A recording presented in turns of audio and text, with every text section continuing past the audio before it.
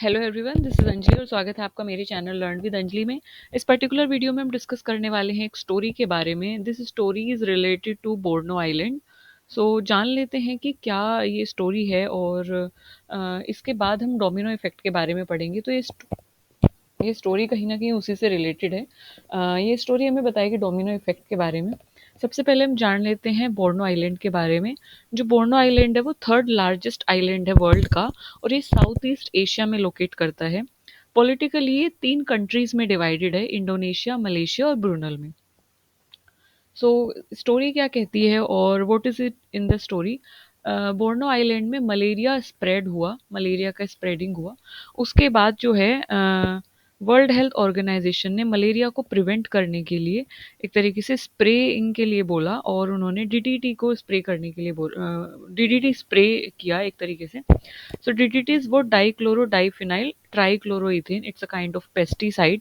It's a kind of synthetic chemical compound जो कि you cannot say mainly it is a insecticide.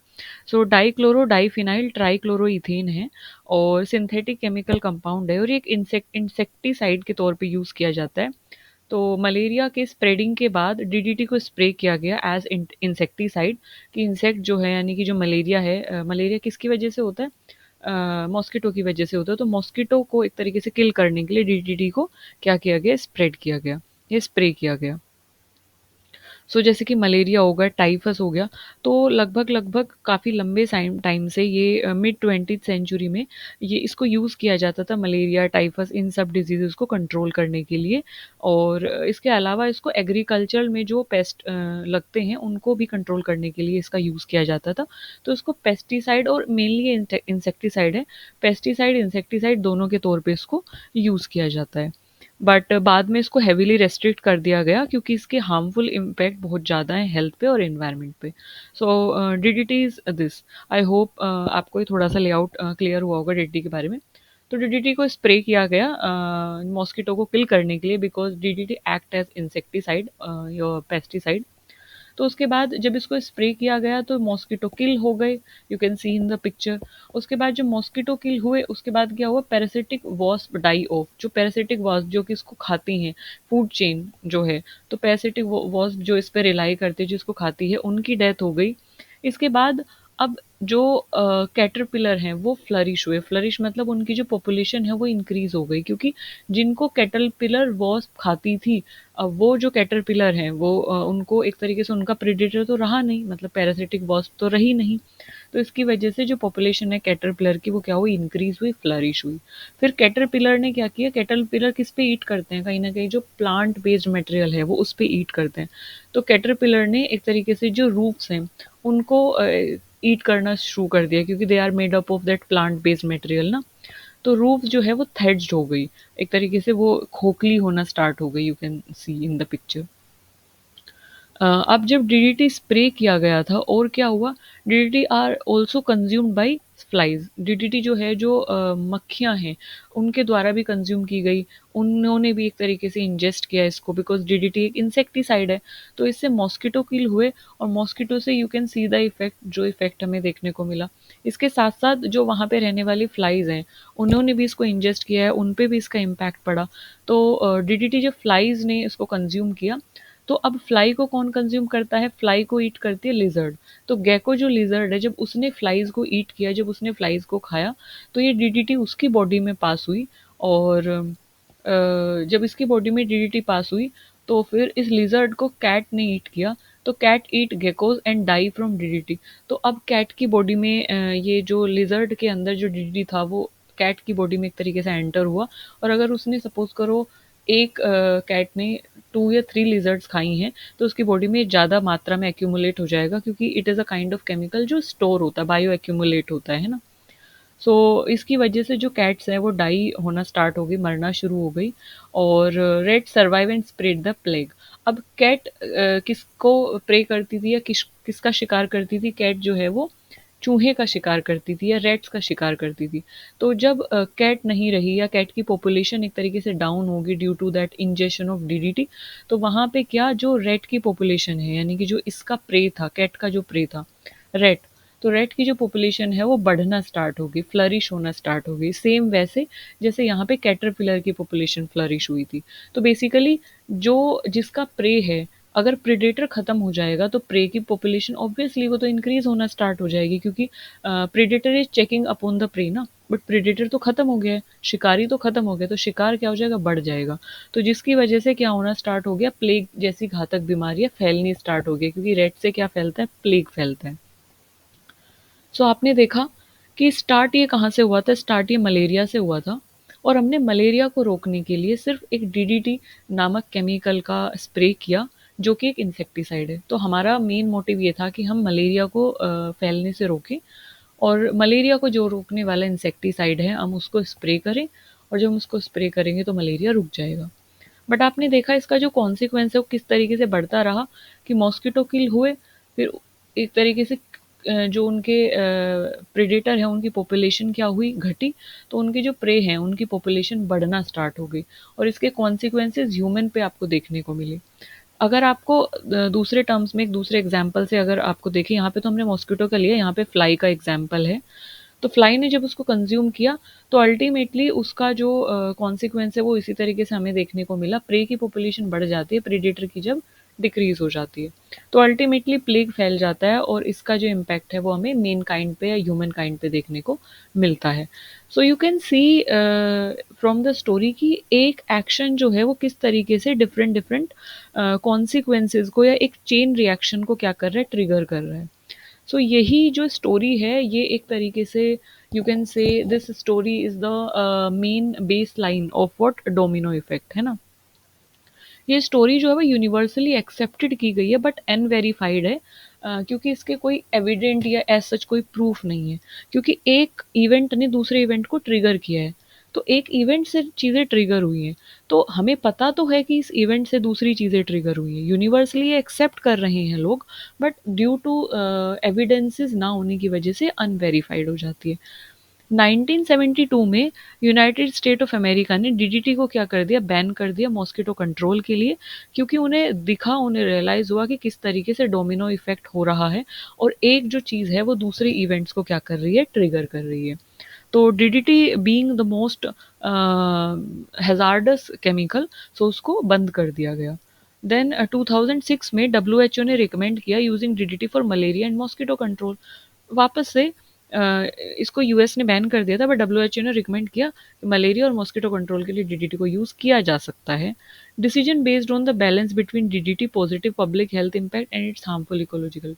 उसके बाद overall decision लिया गया कि किसके बेस पे, कि इसके हेल्थ इम्पैक्ट कितने हैं और इसके इकोलॉजी पे हार्मफुल इफेक्ट कितने हैं, यानी हमें फ़ायदा कितना कर रही है ये मॉस्किटोज़ को एक तरीके से कंट्रोल कर रही है, बट उसके साथ साथ देखा जाए तो ये काफ़ी ज़्यादा हैज़ार्डियस प्रूव हो रही है in terms of public health, in terms of ecological health या इकोसिस्टम हेल्थ। तो उसके हेल्थ इम्पैक्ट कितने हैं उन दोनों को कंपेयर करके हम देखें,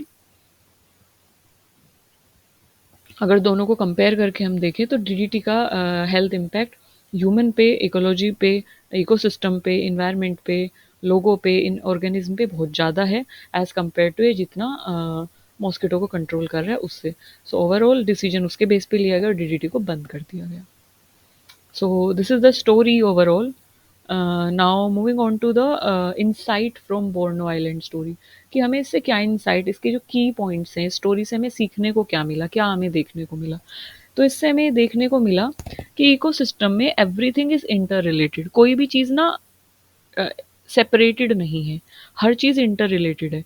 बायोटिक अबायोटिक फैक्टर जब हम बात कर रहे थे, तो एक बायोटा दूसरे बायोटिक फैक्टर पे, दूसरे एक तरीके से बायोटिक कंपोनेंट पे क्या है, डिपेंडेंट है। उसके साथ साथ बायोटिक फैक्टर अबायोटिक फैक्टर पे डिपेंडेंट है। तो ज़रा सा अगर अबायोटिक फैक्टर में कुछ भी हम इंट्रोड्यूस करते हैं, मतलब अगर आप इसको एक एग्जांपल से, अगर मैं इसको अच्छे से एक्सप्लेन करूँ, और तो इसमें हमने क्या स्प्रे किया था, एक केमिकल स्प्रे किया था, that is chemical, just a chemical है ना, एक एबायोटिक फैक्टर है। बट इसने क्या ट्रिगर किया, इसने रूफ को एक तरीके से थेच कर दिया, या प्लेग को स्प्रेड कर दिया, या गैको को इसने क्या कर दिया, अफेक्ट किया, कैट को डाई कर दिया, तो रेट की पॉपुलेशन को इंक्रीज कर दिया। तो इसने बहुत सारे इम्पैक्ट्स को क्या किया, ट्रिगर किया, and it is just a chemical. So यही बात बताई गई है कि सारी चीज़ जो है वो इंटर रिलेटेड है एनवायरनमेंट में।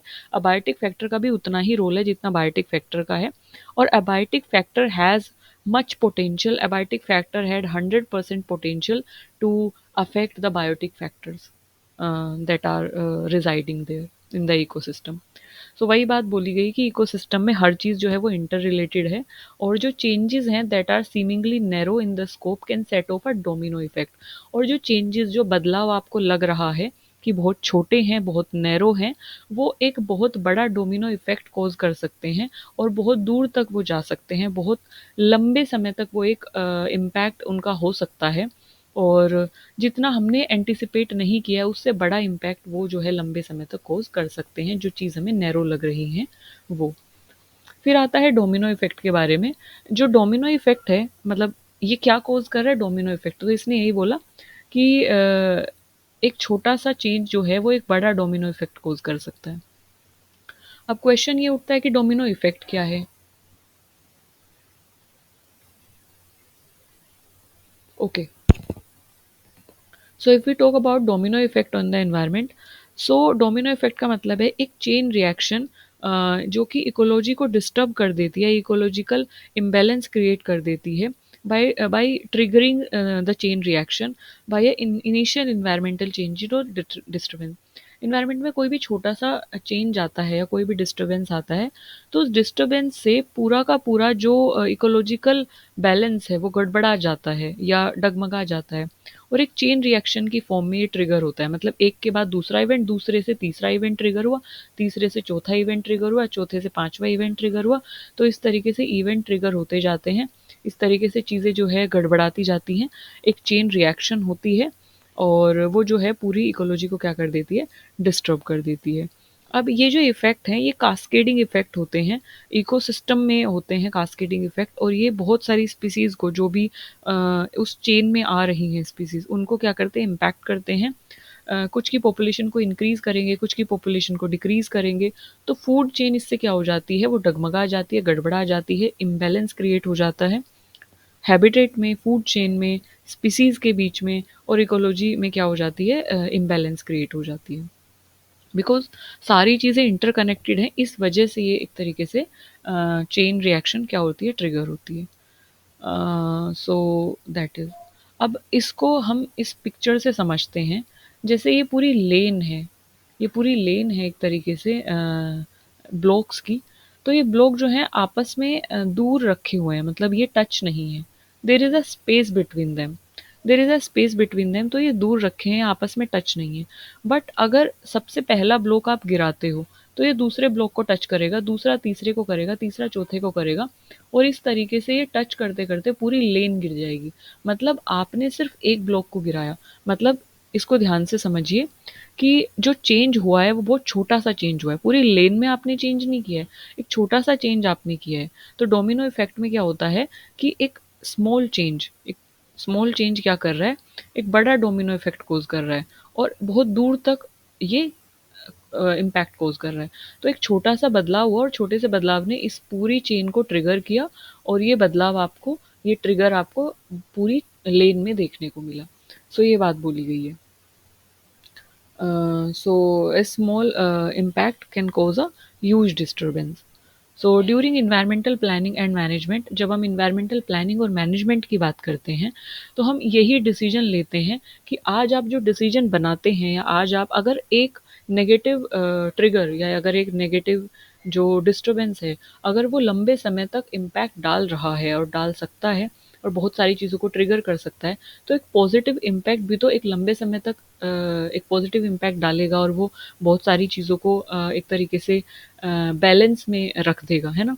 सो इन्वायरमेंटल प्लानिंग और मैनेजमेंट इसी चीज़ को ध्यान में रखते हुए हम इसीलिए करते हैं कि आज जो हम डिसीजन लेते हैं इन्वायरमेंट के लिए, decision you make today at one place, आप एक जगह पे रह के या एक जगह पे अगर कोई चीज़ स्टार्ट करते हैं पॉजिटिवली, और अगर आप एक डिसीजन आज लेते हैं, तो उसके जो है अनइंटेंडेड कॉन्सिक्वेंसेस होते हैं दूसरी जगह पे और एक लंबे टाइम तक। सो इसीलिए हम प्लानिंग करते हैं, इसीलिए हम मैनेजमेंट सेट करते हैं कि आज जो हम डिसीजन लेंगे, आज जो हम एक्टिविटीज़ करेंगे, आज जो हम एक्शंस लेंगे, तो उसके कॉन्सिक्वेंसेस भी पॉजिटिव होंगे। अगर हम पॉजिटिव एक्शन लेते हैं, उसके कॉन्सिक्वेंसेस भी लंबे समय तक पॉजिटिव होंगे, अकॉर्डिंग टू डोमिनो इफेक्ट। और commonly this is used reference for the ecological principle in systematic system thinking approach. So ecology को एक तरीके से बैलेंस में लाने के लिए हम डोमिनो की इस प्रिंसिपल का यूज़ करते हैं कि अगर आज हम एक पॉजिटिव डिसीजन लेते हैं तो उसका इफेक्ट भी इन्वायरमेंट पे लंबे समय तक रहेगा, और जो भी मेजर इश्यूज है जैसे पोल्यूशन है, डिफॉरेस्टेशन हो गया, acid rain, ozone depletion, green house gases emission and climate change, तो इन इश्यूज को हम क्या कर सकते हैं, आने वाले समय में इनको ट्रिगर होने से रोक सकते हैं और इनको कंट्रोल कर सकते हैं, you can say. So that is the thing. So this is it in the video. I hope I am able to make you understand this concept of domino effect. अच्छा, इसके थोड़ा सा एग्जाम्पल एक बार देख लेते हैं ताकि हमें और अच्छे से क्लियर हो जाए। जैसे अगर मैं बात करूँ क्लाइमेट चेंज की, चलिए बात कर लेते हैं, क्योंकि अभी क्लाइमेट चेंज बड़ा ज़ोरों शोरों से बात हो रही है इसकी, और ये एग्जिस्ट भी कर रहा है। तो क्लाइमेट चेंज मतलब क्लाइमेट में बदलाव। तो इसमें इनिशियल इवेंट क्या ट्रिगर होता है? इनिशियल इवेंट होता है ग्लोबल वार्मिंग जो है, ग्रीन हाउस गैस का बेसिकली एमिशन होता है। ग्रीन हाउस गैसेस एमिट होती हैं। अच्छा, ग्रीन हाउस गैसेस क्या होती हैं, कौन कौन सी होती हैं, ग्लोबल वार्मिंग क्या होता है, ग्रीन हाउस गैस इफेक्ट क्या होता है, ये सभी हमने green house gases and global warming वाली वीडियो में बात की है। So if you haven't check that video, तो मैं आई बटन में उसको पिन कर दूंगी, यहाँ पे आप जाइए और उस वीडियो को एक बार देख लीजिए, ताकि आपको ग्रीन हाउस गैसेस से रिलेटेड जो भी क्वेरी है वो अच्छे से क्लियर हो जाए। ओके, क्लाइमेट चेंज में जो इनिशियल इवेंट होता है वो होता है ग्रीन हाउस गैसेस का एमिट होना। ग्रीन हाउस गैसेस एमिट होती हैं, ग्रीन हाउस गैस इफेक्ट कोज करती हैं। ग्रीन हाउस गैस इफेक्ट के होने से धरती का तापमान बढ़ जाता है। जब धरती का तापमान बढ़ेगा अलग अलग जगहों से, तो लंबे समय तक होने के बाद वो क्या करता है, वेदर पैटर्न को चेंज करता है।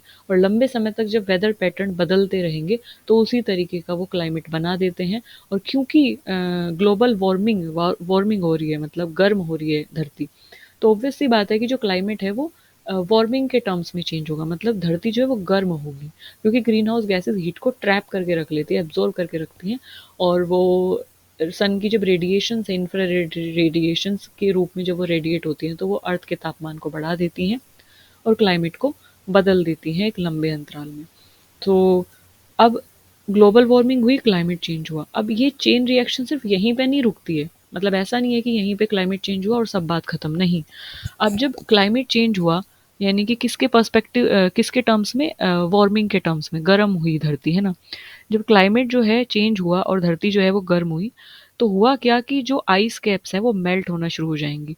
जो पोलर एरियाज में बर्फ जमी हुई है, पर्मा फ्रोस्ट की फॉर्म में जो है, जो बर्फ जमी हुई है, तो तापमान गर्म होने की वजह से वो क्या हो जाएगा, वो बर्फ पिघलना शुरू हो जाएगी। तो मेल्टिंग ऑफ आइस इसका कारण होगा। इसकी वजह से क्या होगा, जब वो पिघल के नीचे आएगी तो वो ओशंस में जाएगी, तो इसकी वजह से जो सी लेवल है, जो ओशन लेवल है, पानी का जो स्तर है वो बढ़ जाएगा, क्योंकि बर्फ जहाँ पे होनी चाहिए तो वहाँ पे नहीं है, वो पिघल के नीचे आ गई और स्तर जो है वो बढ़ा दिया, उसने सी लेवल को बढ़ा दिया। जिसकी वजह से क्या होगा, जो कोस्टल एरियाज है, जो तटीय इलाके हैं, जो समुद्र के आसपास जो एरियाज हैं, वो इनंडेट हो जाएंगे, पानी से भर जाएंगे, फ्लड आना स्टार्ट हो जाएगा। और वहाँ पे क्या होगा, जो आसपास पे रहने वाले जो लोग हैं, वो कहीं ना कहीं इससे अफेक्ट होंगे। अगर सुनामीज आती हैं या टाइड्स आती हैं, वेव्स आती हैं, तो वो लोग उससे प्रभावित होंगे, वो अफेक्ट होंगे उससे।